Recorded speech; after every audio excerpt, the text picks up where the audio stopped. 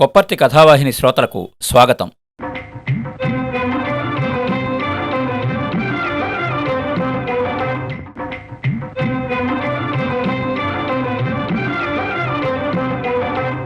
కథాభిమానులకి నమస్కారం. ఈ వారం మనం వినబోయే కథ ఫోర్త్ డైమెన్షన్. రచయిత శ్రీ కొడవటిగడ్డి కుటుంబరావు గారు. ఫోర్త్ డైమెన్షన్ కథ. విజ్ఞాన శాస్త్రంలో అభివృద్ధి అనే కళ్లద్దాలలో నుంచి మన మేధావులు కళాస్వరూపాలని సైతం నిశ్చితంగా పరిశీలించడం మొదలుపెట్టారు. అట్లాంటి మేధావి ఒక ఆయన మన కథలో ఫోర్త్ డైమెన్షన్ అంటే కాలం లేదు బొమ్మన్నాడు. నేల విడిచి చేసే సాములాగా కాలానికి అతీతమైన కథ కూడా ఉంటుందా? వినండి. కొడవటిగడ్డి కుటుంబరావు గారి ఫోర్త్ డైమెన్షన్ కథ భావుకుల ఆలోచనకి పదును పెట్టే కథ. రాజా కాసేపు సిగరెట్ ధూపం సహాయంతో దీర్ఘంగా ఆలోచించి, మన సాహిత్యం అంతా బాగానే ఉంది కానీ దానిమీద ఐన్స్టీన్ ప్రభావం ఇంకా పడ్డట్టు కనిపించదు అన్నాడు. అంటే అన్నాను, అప్పటిదాకా మేము ఆధునిక సాహిత్యం గురించి అనేక విషయాలు మాట్లాడుకున్నాం. నాకు రాజేశ్వరరావుకి ఏనాడు అభిప్రాయాలు కలవు. అందుకేనేమో చర్చలు ఇద్దరికీ ఉపయోగకరంగా ఉంటాయి. అందరూ కంకరైన చోట రోడ్డు ఉండదు అంటాడు రాజా. ఆ విషయంలో నీతో కంకరే అంటాను. మా అభిప్రాయ భేదాలు వివరించడానికి ఇది చోటు కాదనుకోండి. కథానికలు రాయడానికి 10 ఏళ్ల లైసెన్సులు జారీ చేయాలి. ముసిలాళ్ళు కథానికలు రాయకూడదు. కథానిక యువకుల సొత్తు. కథానికలో వేడి, ఘాటు, పదును వగైరాలుండాలి. అంచేత ప్రతి కథకుడు తన 10 ఏళ్ల లైసెన్స్కి కాలదోషం పట్టగానే నవలో ఏదో రాసుకోవాలి. ఆడవాళ్ళకి ఈ విషయంలో హెచ్చు సెన్స్ ఉన్నది. వాళ్ళు 2-3 ఏళ్ళు కథలు రాశాక నవలలు ప్రారంభం చేస్తారు. మగాళ్ళు మరీ జిడ్డు అన్నాడు రాజా. నేను సహజంగా ఒప్పుకోలేదు. కథానికలు ఎవరైనా రాయొచ్చు అన్నాను. అదసలు సాహిత్యమే కాదన్నాను. వంట 10 నిమిషాలు ఆలస్యమైతేనో, రైలు రావడానికి ఇంకా పావుగంట టైం ఉన్నదన్నప్పుడో కాలక్షేపానికి చదివేది కథానిక అన్నాను. ఏ యుగంలోనూ ఏ కథానిక ప్రపంచాన్ని తలకిందులు చేసినట్టు దాఖలా లేదు అన్నాను. తర్వాత మనుషులు కథానికలు ఎందుకు రాస్తారు? కథానిక రచనకు ప్రేరేపకాలు ఏమిటి? ఏ ఏ ప్రభావాలు కథానికలలో ప్రతిబింబాలవుతాయి? ఇత్యాది విషయాలని గురించి నేను, రాజా మా అభిప్రాయ భేదాలని ఒకరికొకరు తెలుపుకుంటున్నాం. ఇందులోకి ఐన్స్టీన్ ఎందుకు వచ్చాడో నాకు అర్థం కాలేదు. మధ్యలో ఐన్స్టీన్ ప్రభావం దేనికి అన్నాను. థియరీ ఆఫ్ రిలేటివిటీ, సాపేక్ష సిద్ధాంతం, ఫోర్త్ డైమెన్షను మన కథలో కనబడదు అన్నాడు రాజా. అందుకే కథానికా సాహిత్యం పతనమైపోతున్నట్లుగా. ఫోర్త్ డైమెన్షన్ అంటే కాలం అనేనా నీ ఉద్దేశం? మన కథల్లో కాలం లేదంటావా ఏమిటి? ఇంకా నయం అన్నాను. ప్రీస్లీ రాసిన టైం ప్లేస్ చదివావా? చదవలేదు. మరి మాట్లాడకు అన్నాడు రాజా. ఇట్లా అనడం, వాడి నోరు మూయడం ఇద్దరికీ పరిపాటే.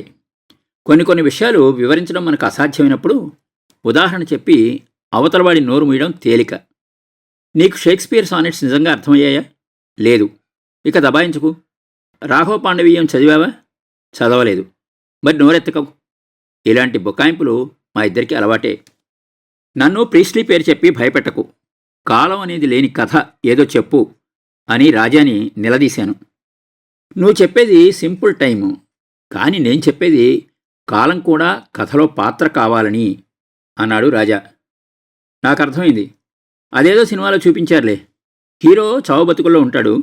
డాక్టర్ వచ్చి చూసి అరగంటలో ఫలానా ఇంజెక్షన్ ఇవ్వకపోతే బతకడు అని చెబుతాడు. ఆ ఇంజెక్షన్ తేవాలంటే ఒక కొండ, ఒక నది దాటి రైలు మీద, కారు మీద, గుర్రాల మీద వెళ్ళాలి. హీరో స్నేహితుడు తీరా అంత దూరం వెళ్ళేసరికి షాపువాడు షాప్కి తాళం వేసి వెళ్ళబోతూ రేపు రమ్మంటాడు. కథానాయకుడి స్నేహితుడు ఏడుస్తూ పరిస్థితి చెబుతాడు. షాపువాడు కూడా ఏడ్చి దుకాణం తెరిచి మందిచ్చి 100 రూపాయల నోటు తీసుకుంటాడు. కథానాయకుని స్నేహితుడు కారెక్కి వస్తూ ఉండగా దారిలో పెట్రోల్ అయిపోవడమో ఏదో జరుగుతుంది. అంతదాకా నిర్మానుష్యంగా ఉన్న రోడ్డు మీద 100 కార్లు పరిగెడతాయి. కానీ హీరో స్నేహితుడు ఎంతగా చేతులూపినా ఒక్క రాస్కేల్ కూడా కారు ఆపడు. ఇట్లా 10 నిమిషాలు అయిపోయాక ఎవరో మంచివాడు మంచి కారుని ఆపి మనవాడిని ఎక్కించుకుంటాడు.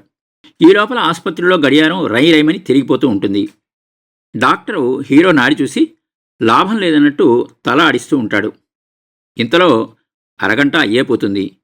హీరోయిన్ కెవ్వు నరిచి మూర్ఛబోతుంది.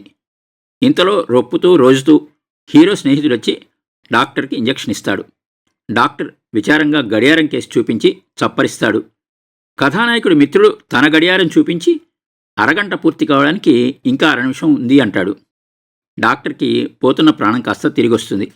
ఇంజెక్షన్ ఇచ్చేస్తాడు. హీరో లేచి కూర్చుంటాడు. హీరోయిన్ కూడా లేచి కూర్చుని ఆనంద బాష్పాలు రాలుస్తుంది. షటప్ షటప్ అని రాజా పెద్దగా అరిచాడు. మంచి టైం కథ చెప్పాను, వాడికి నచ్చలేదు, నేనేం చేయను? రాజా కొంచెంసేపు ఆలోచించి, నేనెప్పుడో ఒక నవల చదివాను. అందులో 16వ శతాబ్ది వాడు ఒకడు 20వ శతాబ్దిలో ఉన్న ఒక పిల్లని ప్రేమిస్తాడు. వాడు ఆ ప్రేమతోనే జీవిస్తాడు. To the woman I never met అని టోస్ట్ చేస్తుంటాడు. అదో రకం టైం కథ అన్నాడు. అటువంటి కథ నీ మొహంలా ఉంటుంది అన్నాను. వాడన్నది కాదనక ఎలాగూ తప్పదు. పైగా మాటలనంలో ఆత్మద్రోహం కూడా ఏమీ లేదు. ప్రతివాడికి ఆదర్శప్రేయసి కాదగిన మనిషి ప్రపంచంలో ఎప్పుడో ఒకప్పుడు ఎక్కడో ఒకచోట ఉండొచ్చు. ఆ ఇద్దరికీ మధ్య 400 ఏళ్ల తేడాయే కాదు, 400 మైళ్ళ తేడా ఉన్నా కూడా అది ట్రాజడీయే. నీ ఆదర్శప్రియురాలు కాదగిన మనిషి 4 ఏళ్ల అవతలే ఉండి కూడా నీకు అందకపోవచ్చు, అది ట్రాజడీయే అన్నాను. నా మాటలు రాజా వినిపించున్నట్టుగా లేదు. వాడింకేదో ఆలోచిస్తూ చాలాసేపు ఉండిపోయి చివరికి 4th డైమెన్షన్ అంటే కాలం చాలా పవిత్రమైనది. ఒక క్షణం క్రితం 50 మైళ్ళ వేగంతో కారు వెళ్ళిపోయిన దారిలోకి మనం అడుగుపెడితే మనకేం ప్రమాదం ఉండదు. ఆ క్షణం మన్ని కాపాడుతుంది అన్నాడు. రబ్బిష్, మన్ని మనమే కాపాడుకుంటాం. కారు వెళ్ళాకనే మనం దాని దారిలోకి అడుగు పెడతాం అన్నాను. రాజా ఎందుకో నవ్వాడు. అందరికీ అంత శక్తి ఉండదు తమ్ముడు. కొందరు కాలానికి బలి అయిపోవడం మనం రోజు పత్రికల్లో చూడటం లేదా అన్నాడు. అవును, అది కూడా సినిమాల్లో చూస్తూనే ఉన్నామే. కథానాయిక ఉపకథానాయకుడితో ఏదో మాట్లాడుతూ ఉంటుంది. కథానాయకుడు కాలం కలిసిరాక అటుగా వచ్చి తన ప్రేయసి లేక భార్య అనే మాటల్లో 2 వింటాడు. తన ప్రేయసి లేక భార్య కొలట అనుకుంటాడు. మరి 2 మాటలు వింటే ఈ అపార్థానికి అవకాశం ఉండదు.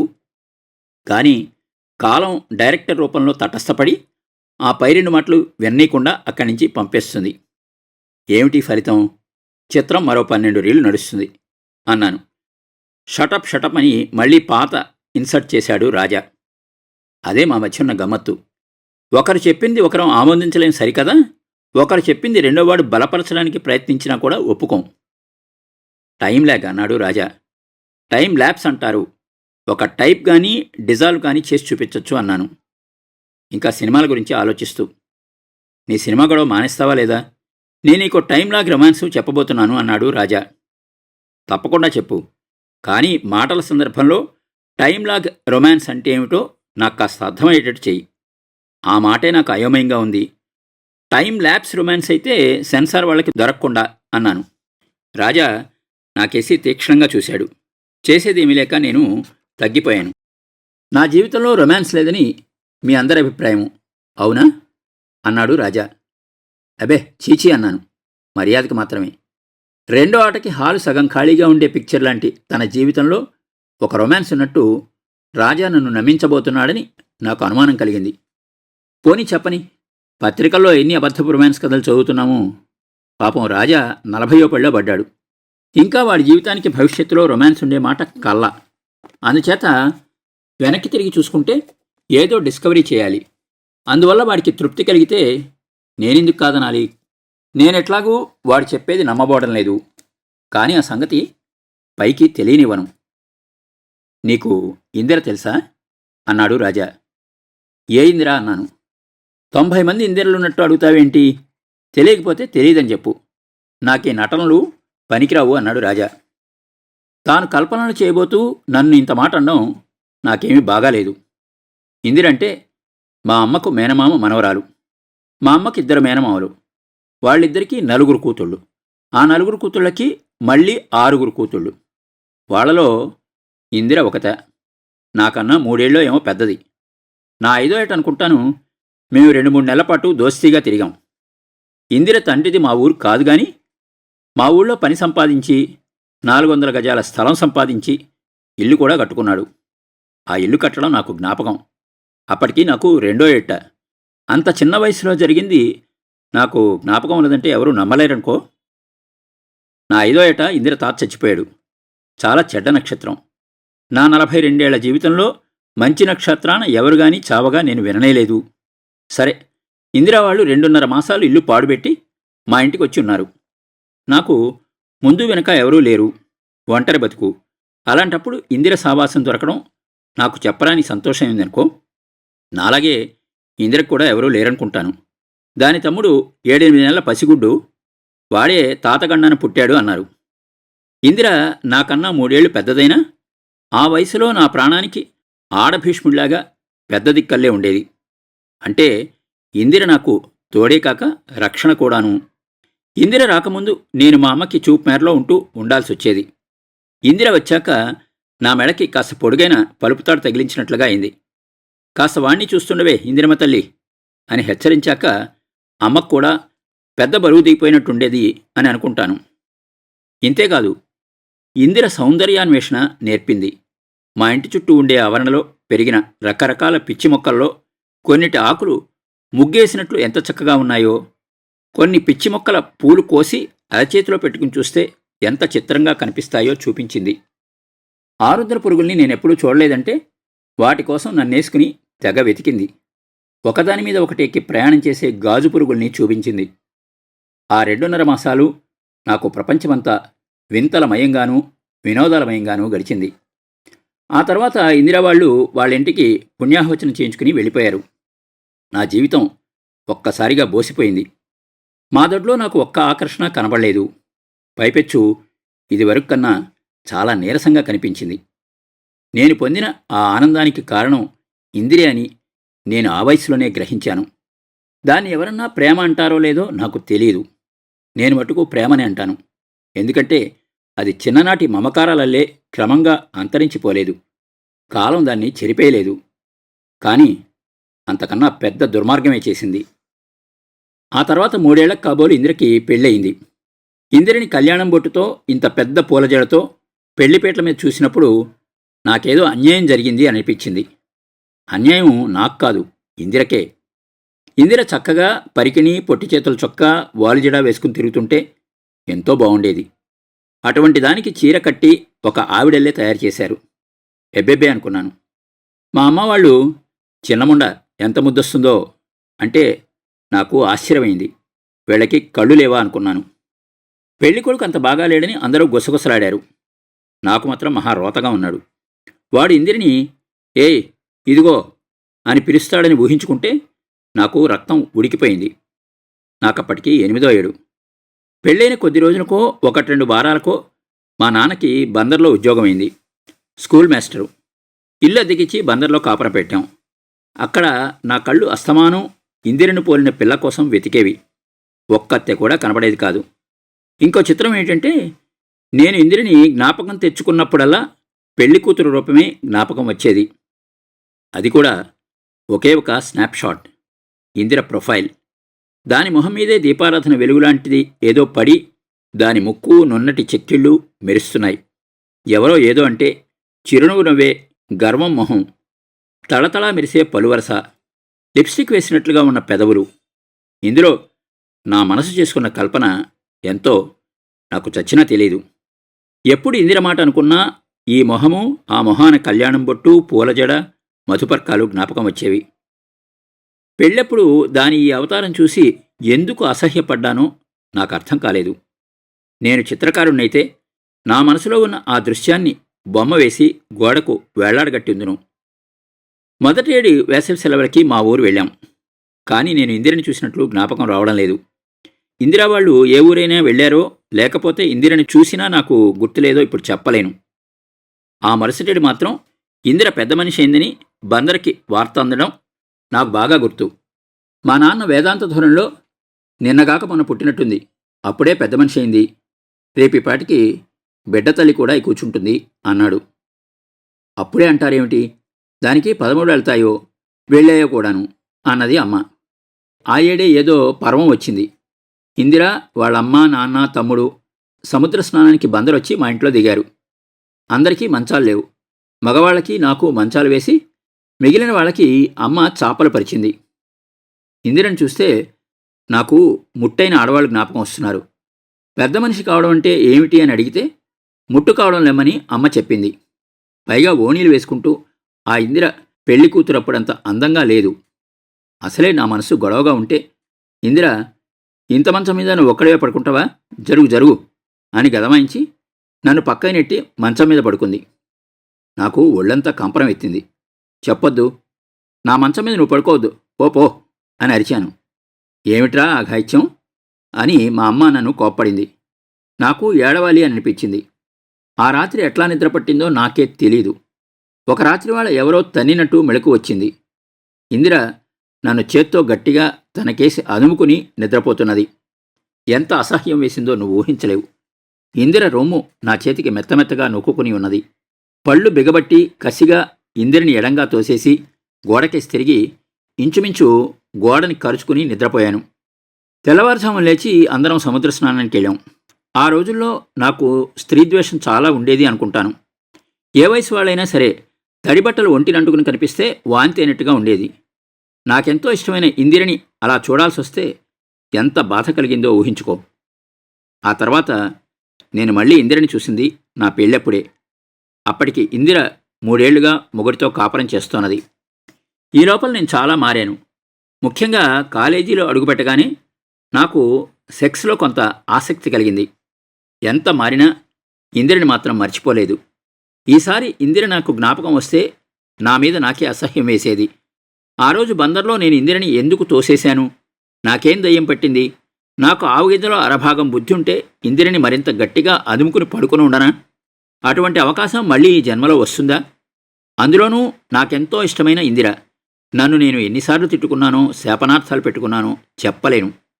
నా పెళ్లికి ఇందిరొచ్చింది, చంటిపిల్లనెత్తుకుని. ఏం పెళ్ళికొడుకా, ఎలా ఉన్నావు? మా పాపాయిని చూశావా అంటూ నా దగ్గరకొచ్చింది. నాకు పసిగుడ్లను చూసినా బాలింతరాలను చూసినా ఒళ్ళు కంపరం ఎత్తుతుంది. పిల్లను నా చేతికి ఇవ్వబోయింది. నేను దయ్యం పట్టినట్టు వద్దు వద్దు అంటూ వెనక్కి తగ్గాను. ఇందిర కళ్ళలో నీళ్లు తిరిగినంత పని అయినట్టు నాకు అనుమానం. నేనంటే నీకెందుకింత అసహ్యం అని చిన్నగా అనేసి ఇందిర వెనక్కు తిరిగి వెళ్ళిపోయింది. ఇందిర దూరంగా వెళ్ళిపోవడం నాకెంతో రిలీఫ్ అయింది. కానీ ఇందిరంటే నాకు అసహ్యం అన్న మాట శుద్ధ అబద్ధం. సముద్ర స్నానానికి వచ్చిన ఇందిరని నేను వారానికి 1-2 సార్లు జ్ఞాపకం చేసుకుంటూనే ఉన్నాను. కానీ ఈ పచ్చి బాలింతరాలతో ఆ మాట ఎట్లా చెప్పను? నా పెళ్లి ముగిసి బంధువులంతా వెళ్ళిపోయాక అమ్మ అది ఇది మాట్లాడుతూ, ఇందిర కూతురికి అన్ని అటువే పోలికలే వచ్చాయి, తల్లి పోలిక వస్తే బాగుండేది, ఆడపిల్ల కూడాను అన్నది. వెంటనే చప్పున నా ఎదుట ఇందిర అవతారం ప్రత్యక్షమైంది. బంగారు బొమ్మలాగా నాకు ఇంత దూరంలో నిలబడిన బాలింతరాలు. మిసమిసలాడే ఒళ్ళు, తలంటి పోసుకున్న జుట్టు నుంచి సాంబ్రాణి పొగ వాసన కూడా నాకిప్పుడు కొడుతున్నది. నా మనసులో ఉన్న ఈ దృశ్యాన్ని ఎన్ని గంటలు చూసినా నాకు తనివి తీరటం లేదు. ఎదురుగా మనిషి నిలబడి ఉన్నప్పుడు నా బుద్ధి ఏం గడ్డి తింటున్నది? ఎంత ఆలోచించినా నా ప్రవర్తన నాకు అర్థం కాలేదు. ఆ తర్వాత 2-3 ఏళ్ల పాటు నేను ఇందిరని ఆ బాలింతరాలి రూపంలో తప్ప జ్ఞాపకం చేసుకోలేకపోయాను. మా నాన్న బందరుద్యోగం మాని మా ఊరికి తిరిగొచ్చేశాడు. కొత్తగా పెట్టిన స్కూల్లో పని దొరికింది.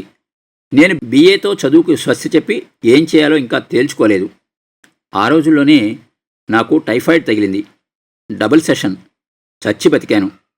అప్పటికింకా క్లోరోమైసిన్ రాలేదు. దాదాపు 40 రోజుల పాటు నాకు ప్రపంచంతో సంబంధం లేదు.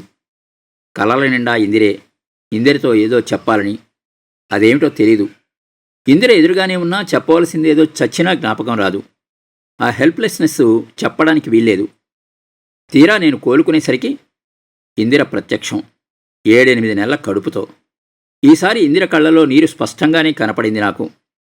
నిక్షేపమంటి వాడివి, ఎట్లా అయిపోయావు అన్నది ఇందిర కళ్ళు తుడుచుకుంటూ. ఎట్లా అయిపోయానో నాకు తెలీదు, కానీ నా ఒంట్లో మాత్రం చాలా బాగున్నది. మామూలుగా ఆరోగ్యంగా ఉన్నప్పుడు కూడా అటువంటి శరీరోల్లాసం కలగదు. పడిలేచిన మీదట శరీరం అతివేగంగా కోలుకోవడం నాకు తెలుస్తున్నది. కానీ ఇందిర ఇంత పెద్ద కడుపుతో నన్ను పరామర్శించడానికి రావాలా? ఆ బాలింతరాలి రూపంలోనే రాకూడదా? ఇంకొక 1-2 నెలలు ఆగి? ఇలా కోరడం నేను ఇందిరకు చేసిన ఆఖరి అపచారం. ఇందిర ఈసారి పురిటి మంచంలోనే పోయింది. నువ్వు నమ్ము నమ్మకపో, నాకీనాటి వరకు ఇందిర ఆ కడుపుతోనూ కన్నీళ్లతోనూ కనబడుతుంది. అంతకు పూర్వం ఇందిర రూపం ఒక్కటి కళ్లకు కట్టదు. రాజా, కొంచెంసేపు తల వంచుకుని కూర్చుని చివరకు తల ఎత్తి దీన్నేమంటావు అన్నాడు. నేను మాత్రం ఏమంటాను? ప్రారబ్ధము, శాపము, కర్మ అనే వాటిలో నాకు నమ్మకం లేదు. కానీ రాజా విషయంలో అందులో ఏది అనుకోమన్నా అనుకోవడానికి నేను సిద్ధమే.